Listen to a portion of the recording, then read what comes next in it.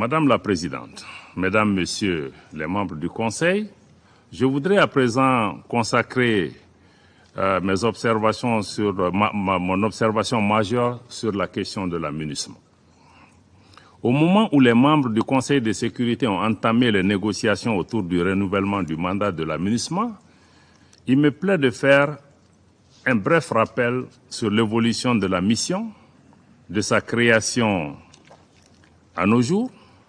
Permettez-moi tout d'abord de rendre un hommage à toutes les victimes civiles et militaires tombées au Mali, notamment nos récents frères du Burkina Faso, à qui nous adressons notre profonde compassion.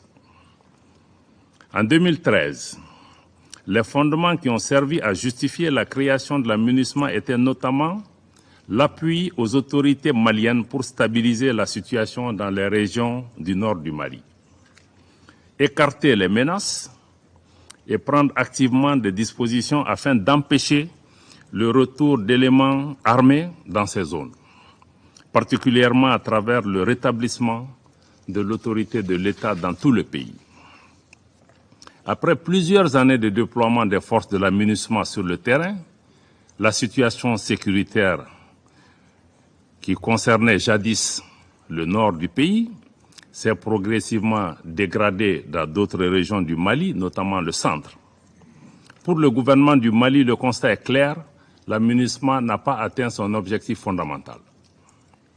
Aujourd'hui, les Maliens sont heureux de voir leurs forces de défense et de sécurité réaliser en toute autonomie les missions de sécurisation des personnes et des biens, de lutte contre la criminalité, le grand banditisme, la traite des personnes et le trafic de drogue, les missions d'escorte de véhicules de transport, la sécurisation des foires hebdomadaires dans les localités sensibles, ainsi que les missions de sécurisation des frontières grâce au renforcement de l'outil de défense, conformément à la vision de son Excellence le colonel Assimi Goïta, président de la transition, chef de l'État du Mali.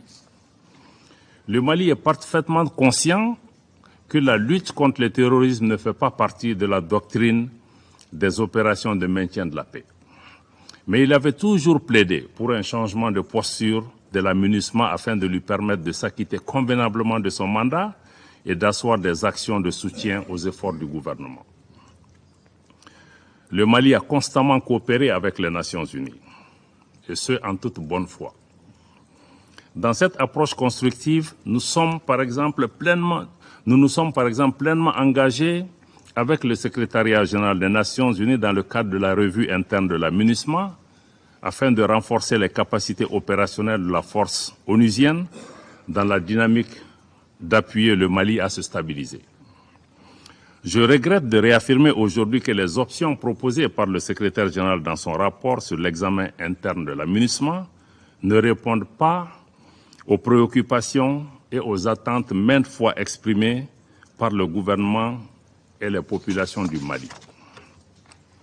Nous n'avons d'autre choix que de parvenir aux conclusions objectives du bilan de 10 années de présence de la MINUSMA qui n'a pu apporter des réponses adéquates à la situation sécuritaire au Mali et dont les perspectives de maintien ne répondent pas aux impératifs de sécurité des Maliennes et des Maliens. Ni les propositions du secrétaire général, encore moins le projet de résolution en cours de négociation par les membres du Conseil, n'apportent de réponses appropriées aux attentes des Maliens.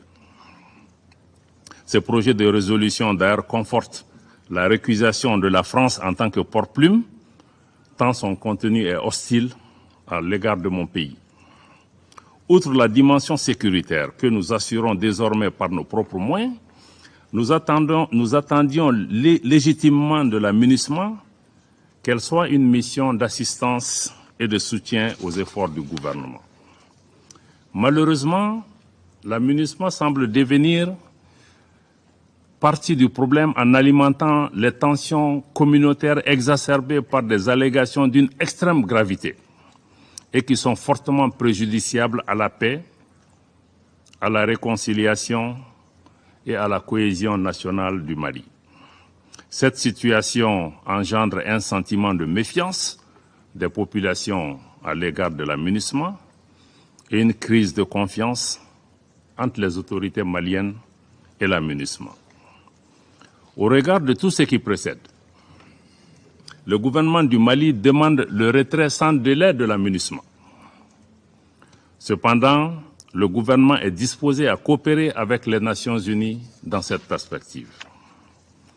Madame la Présidente, Mesdames et Messieurs les membres du Conseil, pour terminer, je tiens à exprimer la gratitude du gouvernement et du peuple malien à l'ensemble des partenaires, tant bilatéraux que multilatéraux, qui nous accompagnent dans la stabilisation des chantiers importants de refondation du Mali. Le gouvernement du Mali reste disposé à coopérer avec les partenaires qui respectent sa souveraineté, ses choix stratégiques et les intérêts vitaux des Maliens. Fidèle à notre tradition d'hospitalité, le Djatiguia, le Mali demeure naturellement ouvert à tous les pays et à tous les peuples du monde. Je vous remercie de votre aimable attention. I thank his